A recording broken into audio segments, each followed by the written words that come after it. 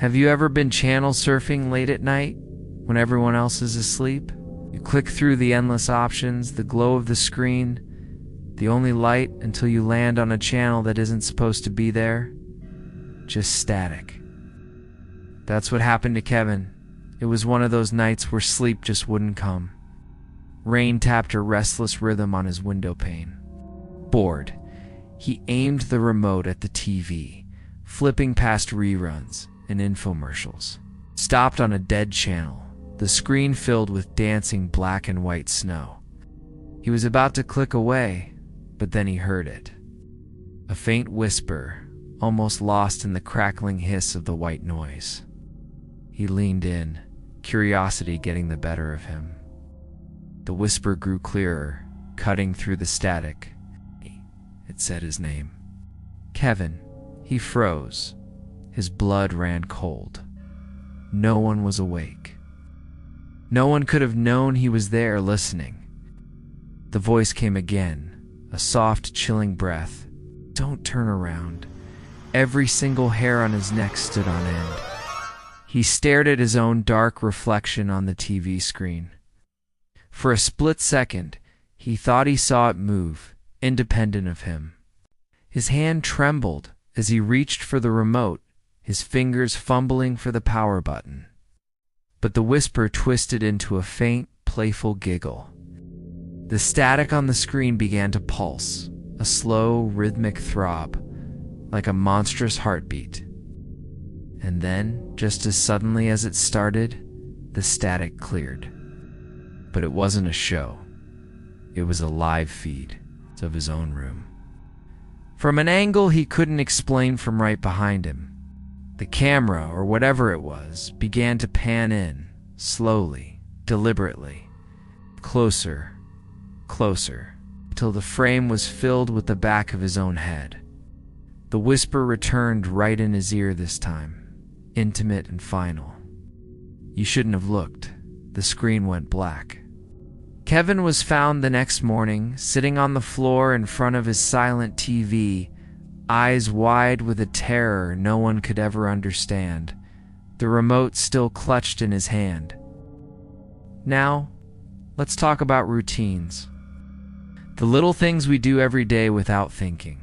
For Mia, it was closing her curtains before bed, not because she was scared, but just because it was part of her nightly ritual. But one night, exhausted from a long week, she forgot. She woke up abruptly at 2:13 a.m. to a sound that didn't belong. Tap, tap, tap. It was sharp, precise, coming from the direction of her window.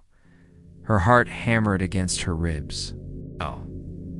She slowly lifted her head from the pillow and looked. Against the faint moonlight, she saw a silhouette, tall, impossibly thin man, standing just outside her window on the second floor. Panic seized her. She scrambled for her phone, her fingers barely working as she dialed for the police. They were surprisingly fast, arriving within minutes. They searched the entire perimeter of her house, flashlights cutting through the darkness. But they found no one. The only evidence that someone had been there was a set of muddy footprints in the soft earth beneath her window. Footprints leading to the house, and none leading away. Shaken, Mia spent the rest of the night with the lights on. The next evening, she triple-checked every lock on every door and window. She drew the curtains so tight not a sliver of light could get in. But routines and fears have a way of finding you.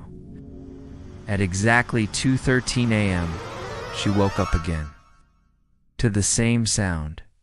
Tap, tap, tap. But this time, it wasn't coming from the window. It was coming from inside her closet. When the police entered her room the next morning, the first thing they found was her phone on the nightstand, still recording. The last thing they heard on that recording was Mia's terrified, choked whisper, "He's inside the house." Finally, consider this. We've all looked for a bargain. Eli thought he'd have found the deal of a lifetime, a cheap apartment right in the heart of downtown. The landlord had been a bit odd, calling it a reflection model unit. He explained that its layout was a perfect mirror image of the apartment next door. Eli just shrugged it off as a weird quirk. He'd soon learn it was something much more sinister. It started that first night, standing in front of the bathroom mirror, brushing his teeth. He noticed something was off.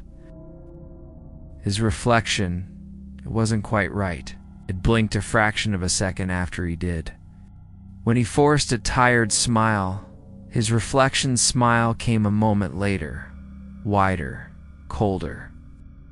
One time, he tested it, grinning broadly. His reflection didn't smile back at all. It just stared. A few nights later, a storm knocked the power out. The apartment was plunged into darkness, lit only by the weak beam of his phone's flashlight. He went into the bathroom, and the beam caught the mirror. His breath caught in his throat. Written across the glass, in what looked like condensation, were 2 words. "Let me out." His mind reeled. He quickly wiped the glass with his sleeve, but the words vanished before he touched them. There was nothing there, just smooth, cold glass. But his reflection. His reflection hadn't moved to wipe anything. It just stood there, staring out from the mirror. And then it smiled that same cold, wide smile. Slowly, impossibly, it began to reach forward, its hand pressing against the glass from the inside, a hand that was not his own. The neighbors later told police they heard a blood-curdling scream, the sound of shattering glass, and then absolute silence. When the authorities finally broke down the door, they found the apartment completely empty. Eli was gone. The only thing out of place was the bathroom mirror, now perfectly intact, showing a perfectly normal reflection of the empty room. But if you were to get close, to angle your head just right and peer into its depths, you might just see a faint, terrified face staring back at you, face trapped behind the glass. Some voices don't come from the living. Some reflections don't belong to you. Be careful what or who answers you after midnight. Thank you so much for watching. These stories sent a chill down your spine. Don't forget to hit that like button and subscribe for more tales from the shadows. Stay safe out there, and see you next time.